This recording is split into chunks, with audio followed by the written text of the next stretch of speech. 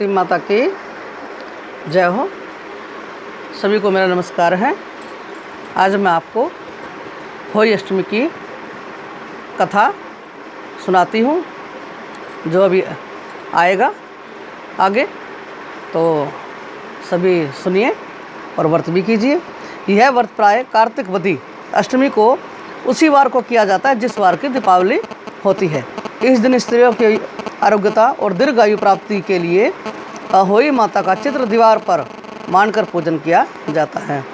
आजकल तो सब कैलेंडर ले आते हैं, पहले तो यही था कि दीवार पर अहोई माता का चित्र तस्वीर बनाई जाती थी। अहोई माता का व्रत दिन भर किया जाता है।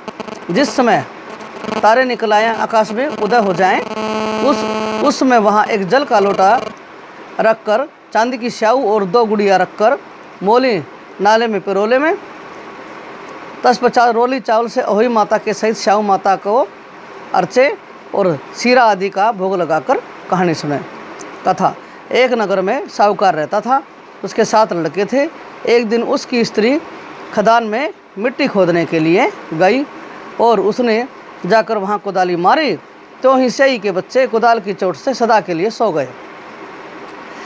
इसके बाद उसने कुदाल यानी जो मिट्टी खोदने का खुरपा जिसको बोलते हैं, इसके बाद उसने कुदाल को शाहू के खून से सना देखा तो उसे से के बच्चे मर जाने का बड़ा दुख हुआ, परंतु वह विवश थी क्योंकि यह काम उससे अनजाने में हो गया था। इसके बाद वह बिना मिट्टी लिए ही खेद करती हुई यानी दुख जाहिर करती हुई अपने घर को आ गई और उधर जब से अपनी गुरकाल में आई तो अपने बच्चों को मरा हुआ देखकर नाना प्रकार से विलाप करने लगी और ईश्वर से प्रार्थना की कि जिसने मेरे बच्चों को मारा है उसे भी इसी प्रकार का कष्ट होना चाहिए। तत्पश्चात से के शराब से सेठानी के 7 लड़के एक ही साल के अंदर समाप्त हो गए, अर्थात मर गए। इस प्रकार अपने बच्चों को ऐसमय काल के मुंह में समाये जाने पर सेठानी इतने दुखी हुए कि उन्होंने किसी तीर्थ पर जाकर अपने प्राण गंवा देना उचित समझा।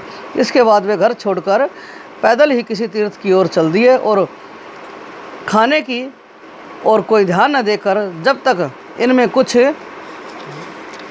भी शक्ति और साहस रहा तब तक वह चलते ही रहेंगे और वे पूर्णतः अशक्त हो गए तो अंत में मूर्छित हो गिर पड़े।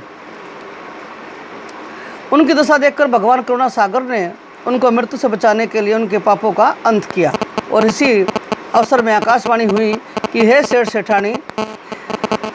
सेठ तेरी सेठानी ने मिट्टी खोदते समय ध्यान न देकर से के बच्चे को मार दिया है। इसके कारण तुम्हें अपने बच्चों का दुख देखना पड़ा। यदि अब पुनः जाकर तो मन लगाकर गौ की सेवा करोगे और अहोई माता अजक्ता देवी की विधि विधान से व्रत आरंभ कर प्राणियों पर दया रखते हुए स्वप्न में भी किसी को भी कष्ट नहीं दोगे तो तुम्हें भगवान की कृपा से पुनः संतान का सुख प्राप्त होगा। इस प्रकार आकाशवाणी सुनकर सेठानी कुछ आशान्वित हो गए और भगवती देवी का स्मरण करते हुए अपने घर को चले गए। इसके बाद श्रद्धा भक्ति से न केवल अहोई माता के व्रत अपितु गौ माता की सेवा करना भी आरंभ कर दिया तथा जीवों पर दया भाव रखते हुए क्रोध और द्वेष का सर्वथा परित्याग कर दिया। ऐसा करने के पश्चात भगवान की कृपा से सेठ व सेठानी 7 पुत्रों वाले होकर अगणित पुत्र सहित संसार में नाना प्रकार के सुखों को भोगकर स्वर्ग को चले गए।